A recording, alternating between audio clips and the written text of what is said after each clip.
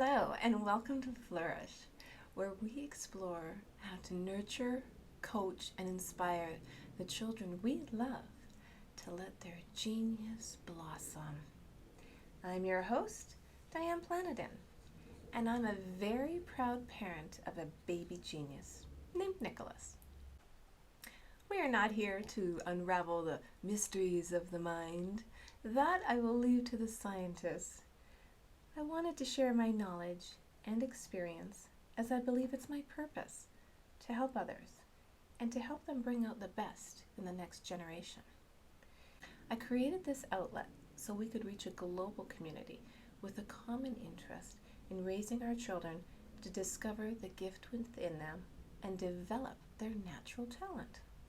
We are going to discuss different stages and experiences we've had so we can all learn together.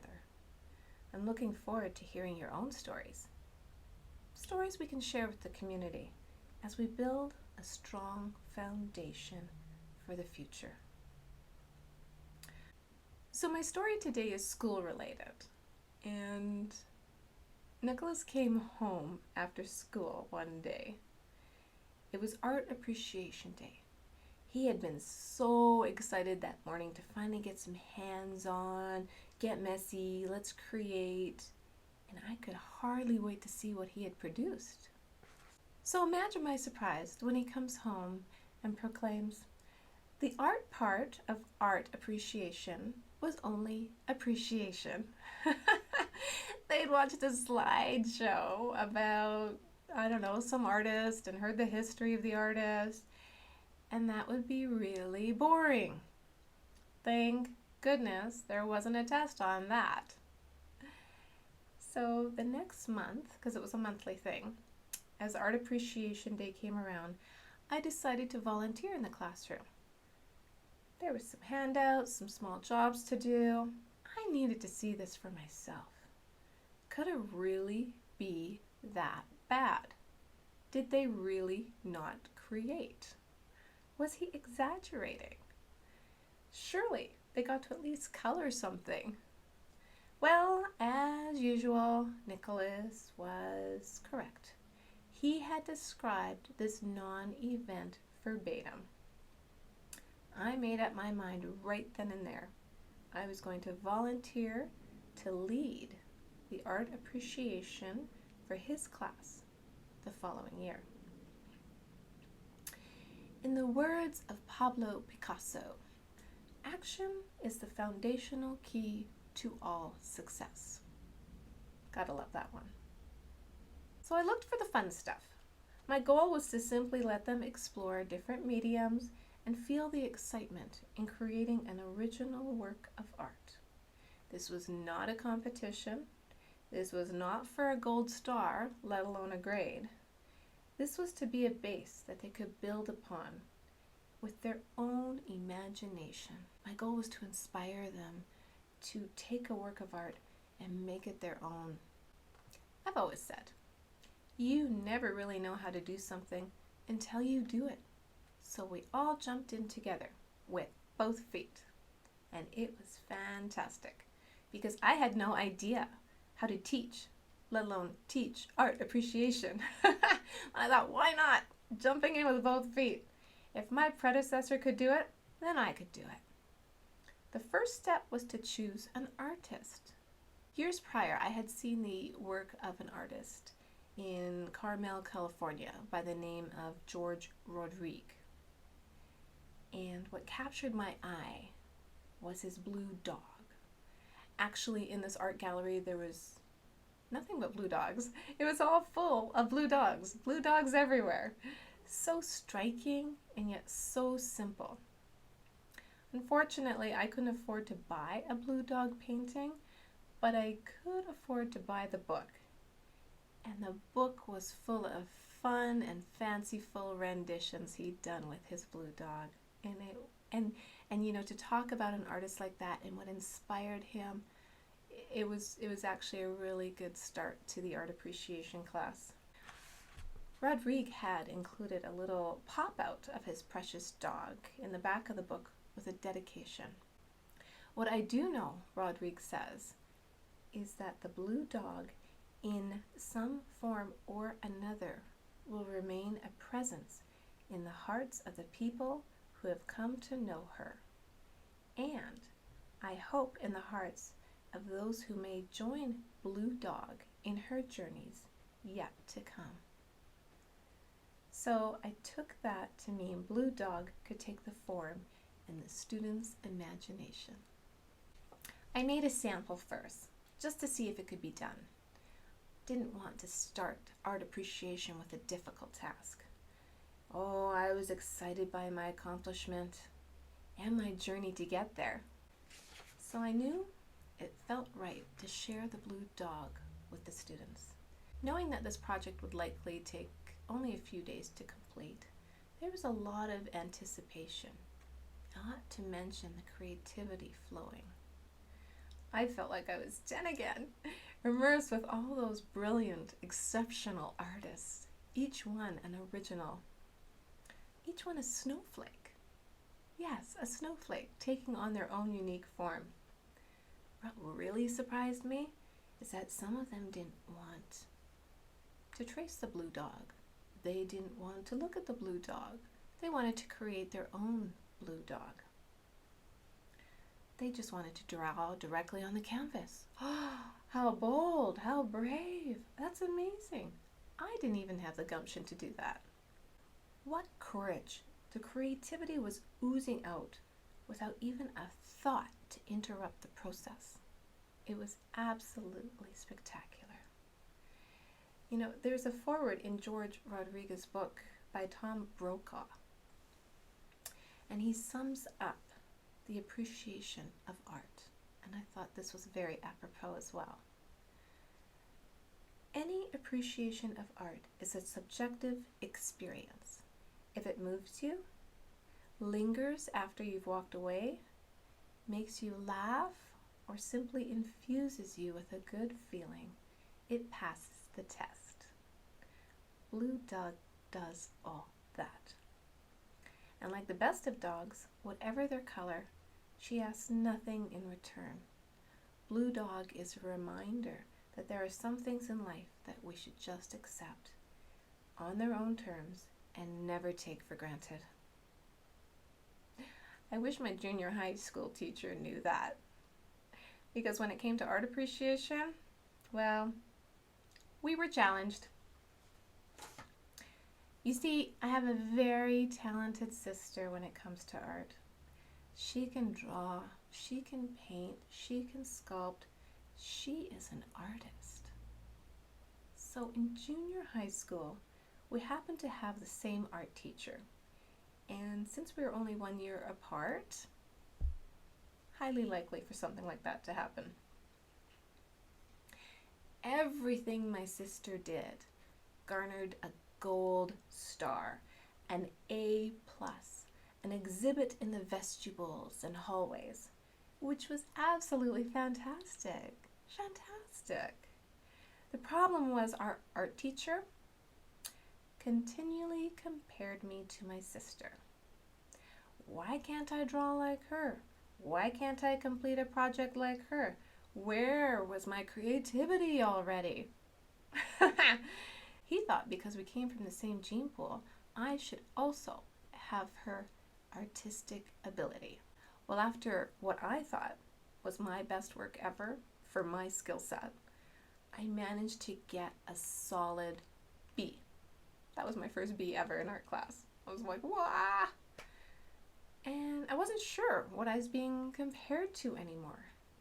You see, the other students in the class, in my opinion, were not much better than me, however, managed to get A's all the time. So my sister and I put our art teacher to the test.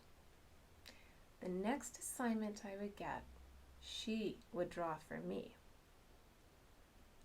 Because, well, by this time I was convinced no matter what I produced, I was never getting an A in that class.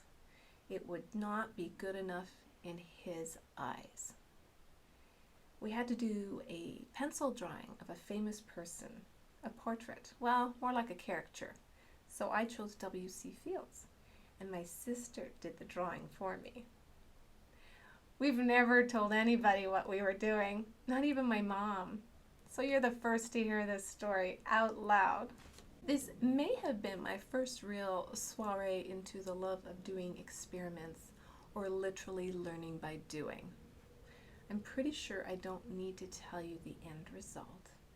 But yep, you guessed it. Another solid B for Diane. Ha! Well, and you might say, but you were cheating. You didn't deserve an A. And you might be right. But it was important for me that I was not the problem in the variable. I was not a bad student. My art teacher had a preconceived notion of me. Very difficult to change a person's mind when it's not your own. Moving forward, this lesson proved to be very powerful. Anyways, back to the blue dogs. They turned out absolutely amazing. I loved the initiative of the students. They were truly blossoming with the new way art appreciation was taking form. So I was elated to hear about a school field trip coming up at the Desert Botanical Gardens.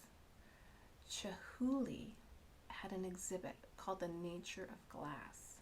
The timing could not have been more perfect, as I was really hoping to incorporate photography in the art appreciation journey. So prior to the field trip, we discussed Ansel Adams, an American landscape photographer who is widely known for his black and white images, and they are just stunning. And the reason I chose Ansel Adams is that the students could decide if they wanted their photograph in the gardens to be in color or in black and white. The final decision was there.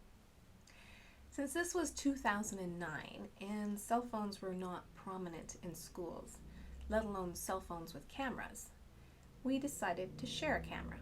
That way too, I would be certain to get at least one picture from each student. The desert was in bloom, and it was quite a unique experience. The plants unto themselves are a unique collection and can be very colorful at times. So to combine that with the hand-blown glass craftwork of Chihuly was sensory overload.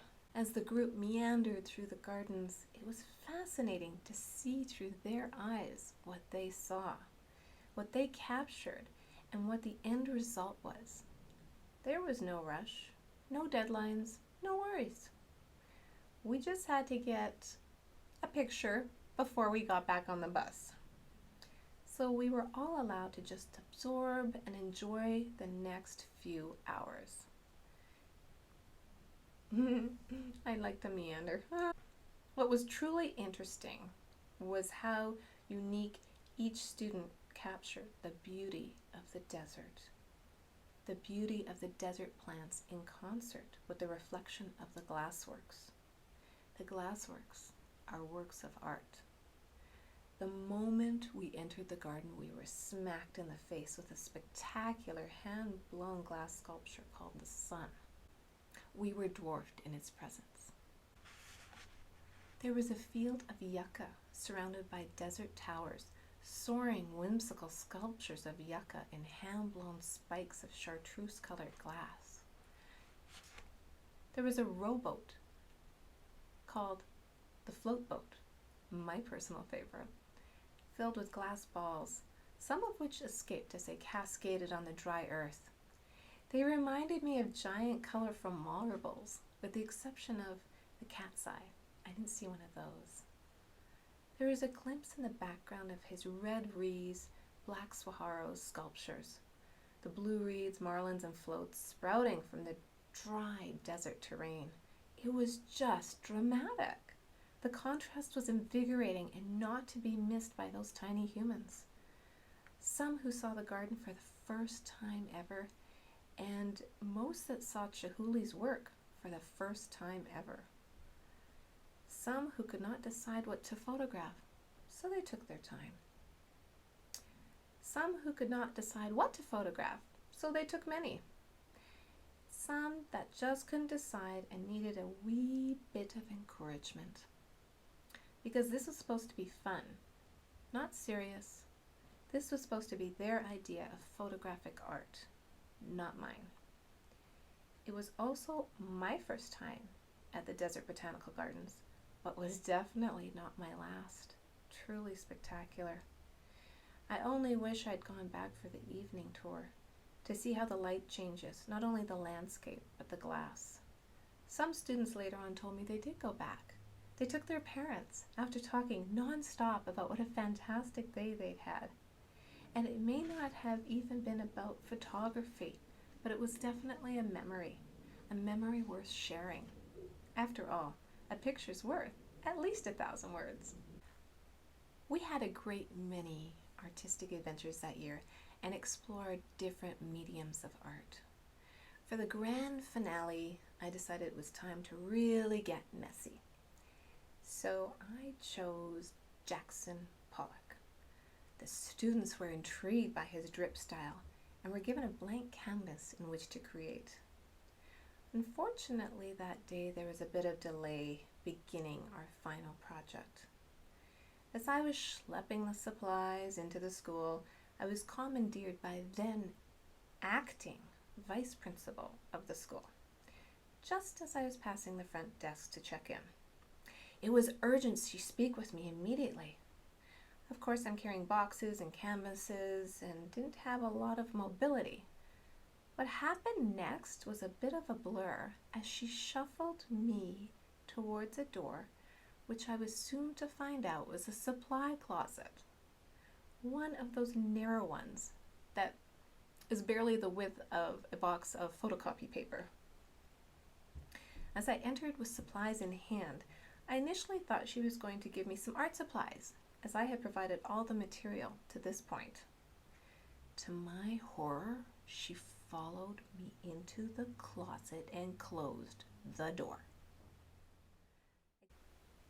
This should not be really alarming, with the exception that between myself and my supplies and this robust woman, there wasn't much room for breathing. Lucky for me, I can spot a bully a mile away, and was neither flustered nor afraid of this person who had been given the gift of supervising our child. She proceeded to tell me, that my son, had started a gambling ring in the classroom. Seriously?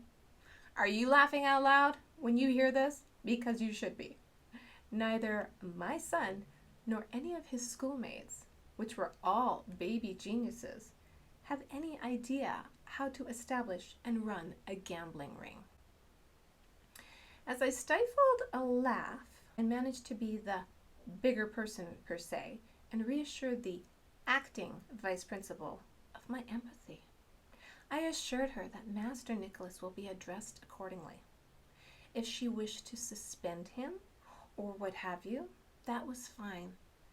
But the lesson to learn would be mine to teach my son. By the way, I have art appreciation, so may I be excused? This is the final class. Talk about timing.